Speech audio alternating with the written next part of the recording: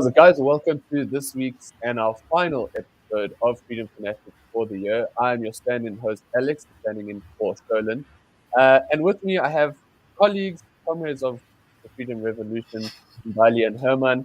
And today we are going to be doing a little bit of a reflection on the year that's been. Uh, as you know, we launched FAN this year in June the 1st. And so it's been a bit of a journey for us. And I hope for you it's been one that you have been thrilled to be a part of.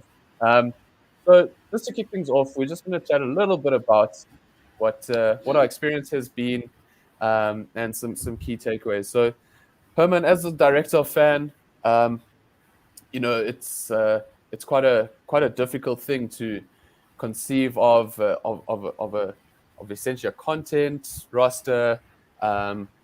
Making sure that your principles are solid, and that you sort of setting this fan ship in the rough seas of South African social media for starters, but with an objective to make people hopeful about the future of South Africa, and also entertain and educate. Do you feel we sailing the seas with our mast up? Yeah, I definitely think so. The first thing is get a good crew, and I think I've achieved that. Except Cholan, sometimes he's just such a liability. No, I'm kidding. Brilliant guy. But he knows I just give him hell for I don't know, perhaps just being a potent young man with a voice for freedom. But the thing is, it became clear over the last few years what I think was needed, and South Africa has a rich history of freedom-based ideologies, freedom-based think tanks, freedom-based political parties, and various calibrations of success. But one thing that South Africa has been sort of lacking, especially I think in the last 30 years, is something that makes freedom digestible, accessible, that takes it to the basics in a busy lifestyle. Because what we set out from the beginning was, yes, we want sort of a youth audience, a younger audience, because we're trying to invest, as it were, upstream from the future we want to see. But we also want to shoot broader than that, and just if you're a student, if you're a high school learner, our content should appeal to you. But also, if you are just a parent or someone with a hell of a lot of things to worry about in South Africa, kids, a mortgage, a job, paying bills, getting groceries. So the idea really became clear from the circumstances that South Africans don't quite appreciate, I think, always what freedom is and what the power of it is. And that's why, it became about freedom, advocacy, and network to connect and, empower, build, connect. And I think, we've launched this journey. I'm pretty happy. We've reached almost 2 million people in these first few months, 10 million social media impressions. Early days, but solid days. No, absolutely. And Bali, before I come to you, Herman, one thing a lot of people don't know behind the scenes, how much you are involved in messaging and ensuring that we're actually able to communicate ideas, because we've got this tough thing of we can go on and slam corruption and talk about COVID and all these newsy things and clickbaity stuff, but we're dealing with ideological stuff. And just one thing, what's the one thing with the sort of formulation of messaging and trying to sell the ideas of classical liberalism, of freedom, of self-reliance, that all those good things. In terms of the feedback that you've gotten, and the sort of the metrics as you see them, what's the one thing this year that's really struck you as how people have reacted to our content, whether it be an explainer video, a quote card, a podcast, a clip, a tweet? Yeah, so one could look at the stats, the hundreds of thousands of people that have clicked onto our website, the millions of people that have seen our content, and those are good metrics and they are tasty metrics. We can look at the fact that some of the leading liberal politicians or freedom-loving politicians in South Africa, liked our stuff, shared our stuff, commented on our stuff. we can look at the fact that some international figures of the freedom-loving movement across the world, in America and the UK, even the Middle East, have engaged with our content, and all of those things are nice and good, and they make it, at the end of the day, lekker to do this. But the one endorsement that still makes my heart glow to this moment is a friend of one of our colleagues sent a DM to them saying, guys, you are saying some important stuff, some useful stuff, some powerful stuff. And what made it so much more valuable is this guy wasn't a politician, wasn't involved in politics. He's like the ordinary, run of the mill, decent South African who we are trying to reach. The fact that you could reach one person and get them to say, you guys are saying worthwhile stuff by just pounding on about the fact that freedom is worth fighting for. I mean, that warms my heart as I sit here now. So there's great stuff and great metrics, but that one DM, that one Instagram DM, I think I'll think that's my CV. That's going to be my CV. For sure. Gonna put that on a fan mug and sell it as merchandise. Yo. Mbali, for you, I mean, obviously, you've taken charge of Burning Questions. Also behind the scenes, there's a lot of content that you deal with. And in case anybody didn't know this back home, Mbali does read all your comments, and she knows all your dirty secrets. Mbali, for you, as you've hosted some pretty big deals. I mean, we've had Pete LaRue, we've had Russell and Bertie, we've had Tony Leon, we've had some representatives from the Institute of Race Relations with very big personalities and stuff. Herman, for instance. Herman. What for you? What's been your biggest takeaway this year in terms of the ideas that we've been talking about? It's not something that's necessarily been done before. Definitely. I think for me, first of all, it's obviously the power of social media. The fact that we can use something that is so big right now, and the message that we've packaged, the message that we're bringing out. I think the last time I spoke to Herman, I was like, we are the preachers. We bring the gospel to the people, and it's so amazing to see young people engaging with us. Young people saying, as Herman is saying, guys, your message is very important. And for someone like me, who's I care about politics, but I don't really care. But that's not what we're talking about right now. And to be in this space and to be doing what we are doing right now, I think, number one, really grateful. Number two, I learned quite a lot from hosting Burning Questions as well, also behind the scenes of the production and stuff. So I think I'm proud of us. That's what I'll say. And yeah, I do read everyone's comments, and you guys are weird. But anyway. It takes a weirdo to know weirdo. But that is true. I mean, the thing is, I mean, in Bali, when we sort of look at what to tackle on Burning Questions, and everyone has quite an exciting episode to look forward to tomorrow. For me, I mean, the fact that on TikTok, we've got people discussing race-based policies, the merits or lack thereof of BEE. We've got people discussing property rights on TikTok, which I think is actually really, really cool. I think there's a lot for people to sort of take from that. Herman, looking towards next year, before we look at some of the content from this year, what should people look out for? Not in terms of, this event is happening, and obviously this year we had riots and that sort of stuff. But in all the things that we've tried to communicate to people, sort of trying to unpack corruption as a symptom rather than a cause of sort of diminishing returns, poor incomes, failing education systems, etc., etc. What do you think? What do you think it will be important for people to protect next year in terms of perhaps their civil liberties, things to look out for from government? Just in a tweet, what should people be concerned about?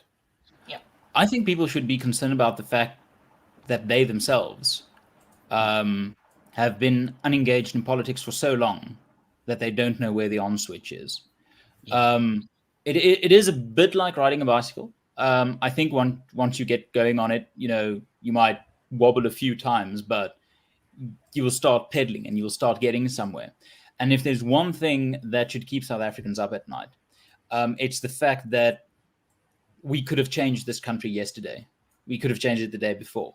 Things could have started going better a month ago, a week ago, a year ago. But we couldn't get ourselves to quite engage on the level that we want to. And without being, petty about it or guilt trippy about it, I'm part of that group that sort of let it slip. Yeah. But if we can, perhaps this dates me a bit, but if we can care about How I Met Your Mother, or The Big Bang Theory, or Game of Thrones, or Grey's Anatomy, or if we can follow those developments, become emotionally invested to such a degree that we start conversations about what's happening to this character, what's happening to that character. Oh, that should never have happened. If those narratives are important for us enough to become emotionally involved in and care about what happens and tune in when we want to find out what happens, if we can get that level of care and that level of love and that level of concern for our country, for our communities, for our rights, for our freedoms, my word, 2022 will be the greatest year ever. But if there's one thing that we should watch out for, it is our own, it's someone else's problemness. Yeah. No, for sure. I mean, obviously, there's always cause for concern in South Africa, but in Bali, what's looking ahead to what content we might cover next year, what do you think? What do you think people should be excited about?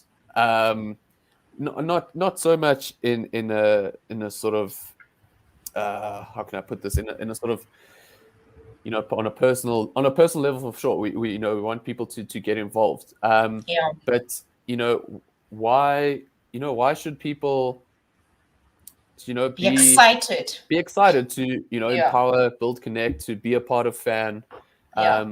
What are your thoughts on that? Number one, we are just great people, so that should excite you. Let's start there.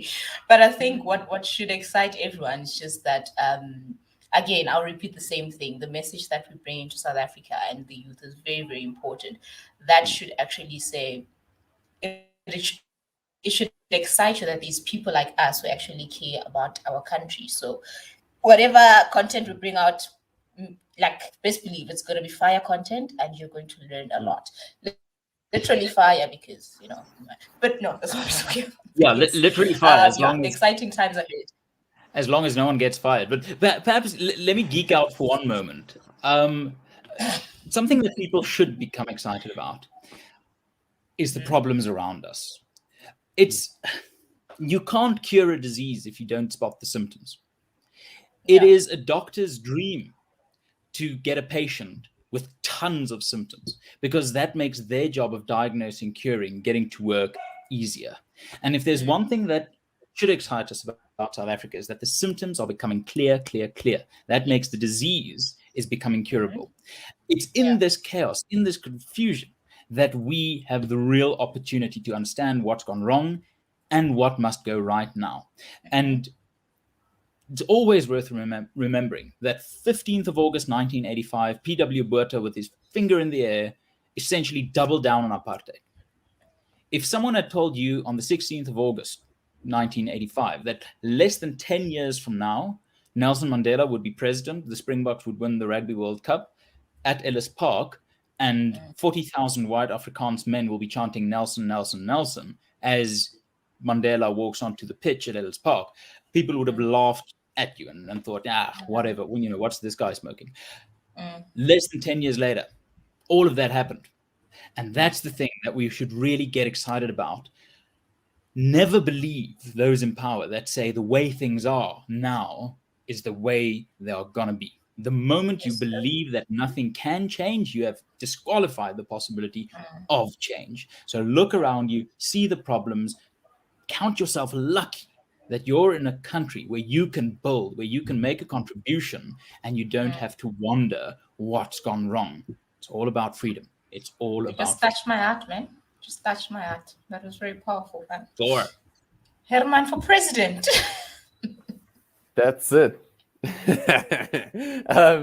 What I think, yeah, I think it's a great point you raise. I mean, and just to never lose hope. And in Bali as well, I think the point of, I think there's a lot to be said for the fact that there are people out here who are, I mean, we put BE is bad and there's problems with the minimum wage in one clip on one video. Like sometimes it's not easy to stand up for what you believe in, to speak truth to power, to dig a little bit beneath the surface. And so that's essentially what we're gonna keep on doing, is sort of saying it how it is, have the conversation. And I think that's, if nothing else, let's just get people to talk about these things.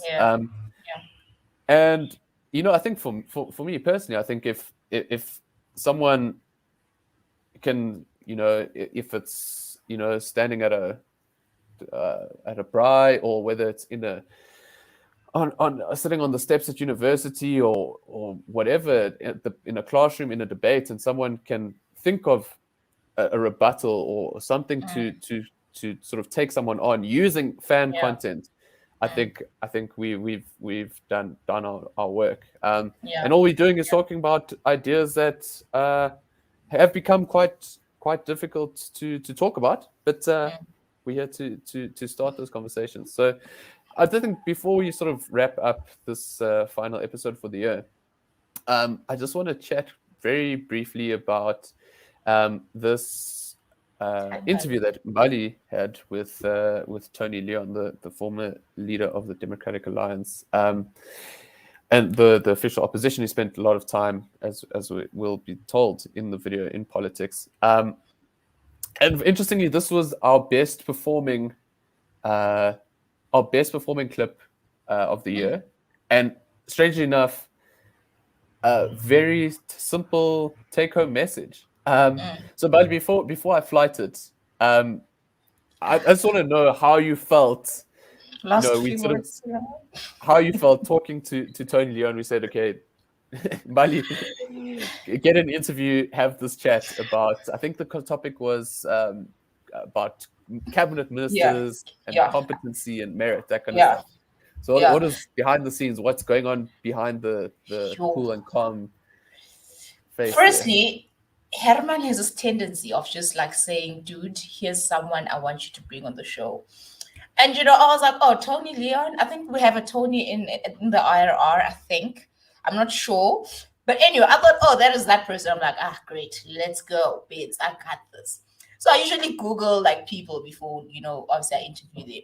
When I realized it was Tony Leon, I think I text Alex. I'm like, dude, is that the same Tony that I'm going to be talking to? Is my Wikipedia search correct? Yo, it was most like, but I think it was really nice. I was sweating, for the 20 seconds into it, I was sweating, and he was like, "You're so nice." I was like, "No, dude, relax." He made me feel like, I got this for real.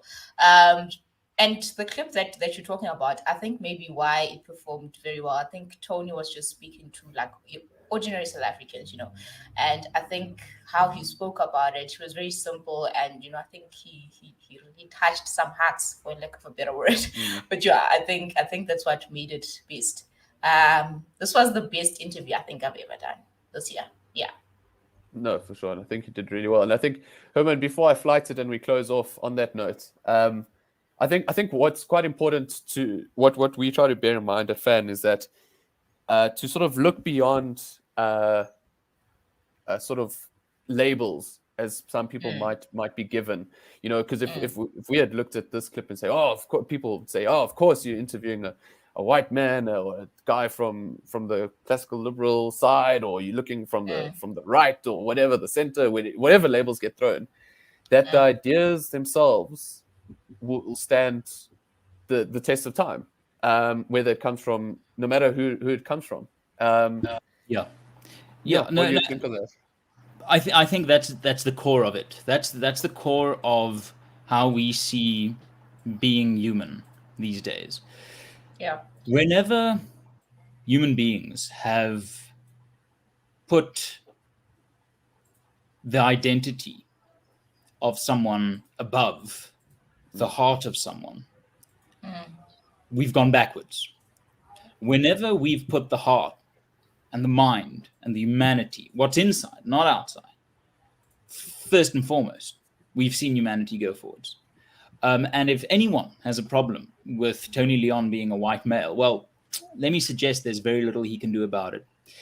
And I think if you want Tony Leon to shut up because he's a white man, you are essentially telling someone who loves his country, shut up, do nothing. You have no right to say anything or do anything. You are telling people in this country who love this country that they don't have the right to speak, love it, or care for it, or do something to improve it.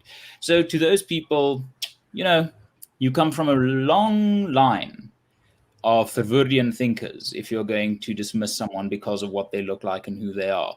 For the rest of us, we're going to care about the country. We're going to care about whether the doctor can cure the disease, not what color they are. We're going to care about the fireman. Can he stop the Veld fire on Table Mountain? We're not going to go, what's the color of your skin? We're going to tell kids, go to the best teacher, not to the whitest teacher or the blackest teacher. If you want to have that conversation, the 1950s and the National Party will welcome you with open arms. But South Africa in the 21st century, now, we don't need you here and we don't want you here. Yes, sir. Absolutely. And I think on that point, if you want to fight fires for freedom, FAN is here. And we want you along on this journey. So it would be remiss of me not to ask you to, visit our website, have a look around, see what's for you, whether it's in a TikTok video, whether it's in an Instagram quote card, whether it's a YouTube video, whether it's a Facebook clip, you name it, there's bound to be something for you that you can digest when and where you want to. So I think on that note, we're just going to play out this last clip, which essentially speaks to what we want you at home to do, in part at least. And remember, getting involved doesn't mean taking up public office. It doesn't mean throwing eggs and tomatoes on the steps of the union buildings, or burning down campuses and burning books. So on that note, guys, thank you so much for what has been a really, really, really cool experience, a really awesome 2021. Despite all that has gone on, we are definitely excited to keep bringing you guys great content, and we look forward to hearing from you. So if you ever have anything that you guys would like to see, anything you'd like to hear, please do get in touch. Slide into our DMs, or leave a nasty comment if you really want to get Mbali's attention and build a fire in her heart. So on that note, guys, thank you so much. And let's play out our clip from our best performing clip of the year.